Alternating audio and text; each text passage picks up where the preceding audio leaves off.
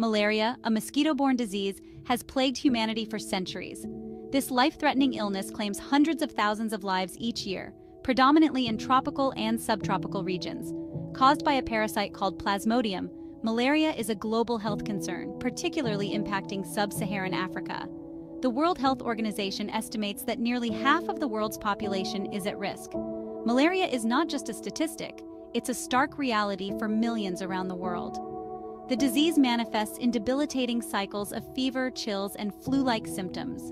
Without prompt and effective treatment, malaria can rapidly progress to severe illness, leading to organ failure, coma, and even death. Children under 5 are particularly vulnerable, with their fragile immune systems less equipped to fight off the parasite. Pregnant women are also at increased risk, with malaria potentially causing complications during pregnancy and low birth weight in infants. The impact of malaria extends far beyond individual health, casting a long shadow over entire communities and economies. High rates of malaria infection can cripple healthcare systems, strain resources, and hinder economic development. Combating malaria requires a multi-pronged approach, encompassing prevention, diagnosis, treatment, and research. By understanding the intricacies of this complex disease and working together, we can strive to alleviate the suffering it causes and ultimately eradicate malaria from our planet. Malaria transmission begins with a bite from an infected female Anopheles mosquito. These mosquitoes thrive in warm, humid climates, making tropical and subtropical regions particularly susceptible to malaria transmission. When an infected mosquito bites a human, it injects microscopic parasites called sporozoites into the bloodstream. These sporozoites travel to the liver, where they multiply rapidly, maturing into another form called merozoites. The liver cells rupture, releasing a flood of merozoites into the bloodstream, where they infect red blood cells. Inside the red blood cells, the parasites continue to multiply, causing the cells to burst and release even more merozoites, perpetuating the cycle of infection. The severity of symptoms varies depending on the species of Plasmodium parasite causing the infection, with some species causing more severe illness than others.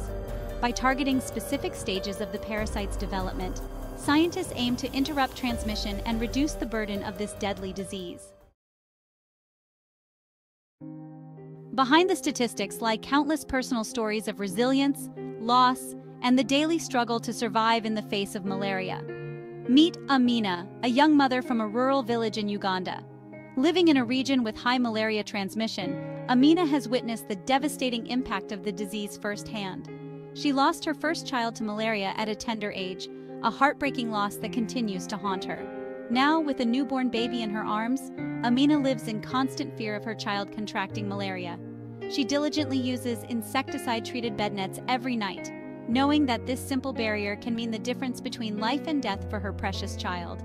Despite her best efforts, Amina's baby recently fell ill with malaria, sending chills down her spine as she rushed him to the nearest health center. Thankfully, with prompt diagnosis and treatment, Amina's baby recovered. Amina's story is a stark reminder that behind every malaria statistic is a human life, a family torn apart by this preventable and treatable disease. Preventing mosquito bites is the first line of defense against malaria.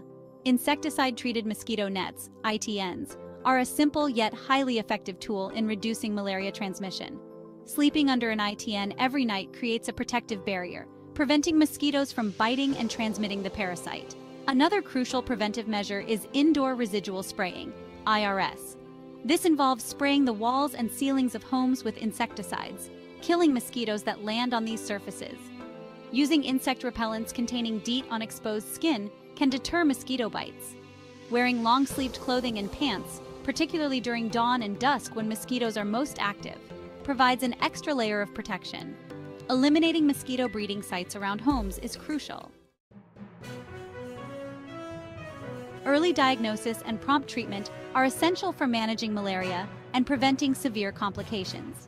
The cornerstone of malaria treatment is artemisinin-based combination therapies, or ACTs. These therapies combine an artemisinin derivative, a highly effective anti-malarial drug, with a partner drug from a different class.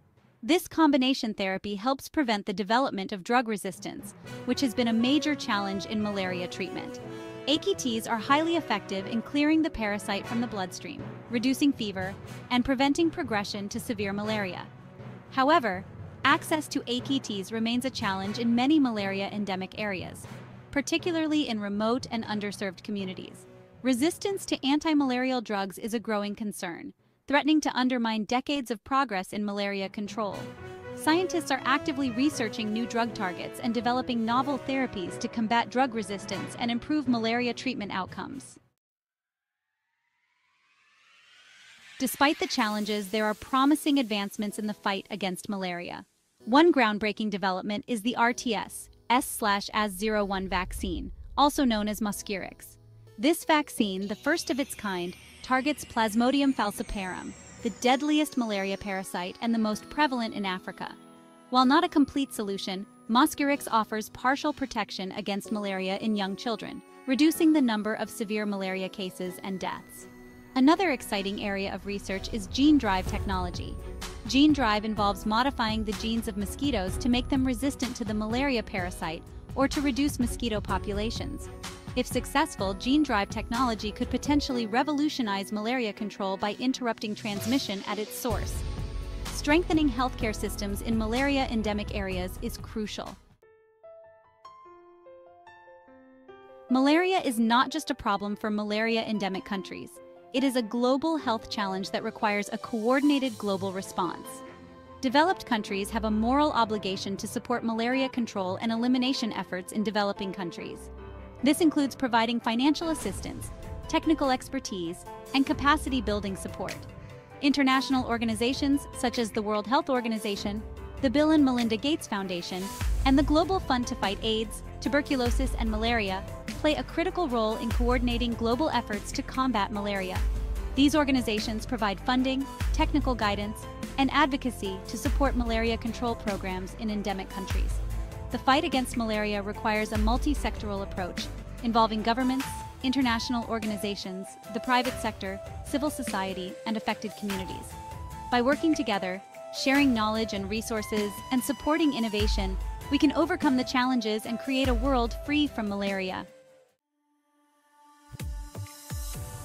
The fight against malaria is an ongoing battle that requires sustained research and public health efforts. Scientists are working tirelessly to develop new tools and strategies to combat this deadly disease.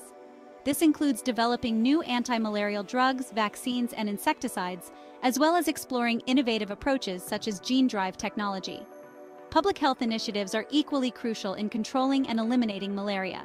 These initiatives focus on strengthening surveillance systems to track malaria cases, implementing effective vector control measures, ensuring access to diagnosis and treatment, and raising awareness about malaria prevention and control. Community engagement is paramount in the fight against malaria. Educating communities about malaria transmission, prevention, and treatment is essential for empowering individuals to protect themselves and their families. Community health workers play a vital role in reaching remote and underserved populations. Each one of us has a role to play in the fight against malaria. Whether you are a scientist, a healthcare worker, a policymaker, a student, or a concerned citizen, there are ways you can contribute to this global effort. Educate yourself and others about malaria. Learn about the disease, its transmission, prevention, and treatment. Support organizations working to combat malaria. Donate to reputable organizations involved in malaria research, control, and elimination efforts. Advocate for increased funding and political commitment. Contact your elected officials and urge them to prioritize malaria control and elimination in their agendas. By working together, we can accelerate progress towards a malaria-free world. Malaria remains a formidable global health challenge, but it is a beatable disease. With sustained efforts, unwavering commitment, and global collaboration, we can envision a future free from the grip of malaria. By investing in research, strengthening healthcare systems, empowering communities, and working together, we can create a world where malaria is relegated to the history books. Let us strive to make this vision a reality for the sake of generations to come. Together, we can defeat malaria and build a healthier and more equitable world for all.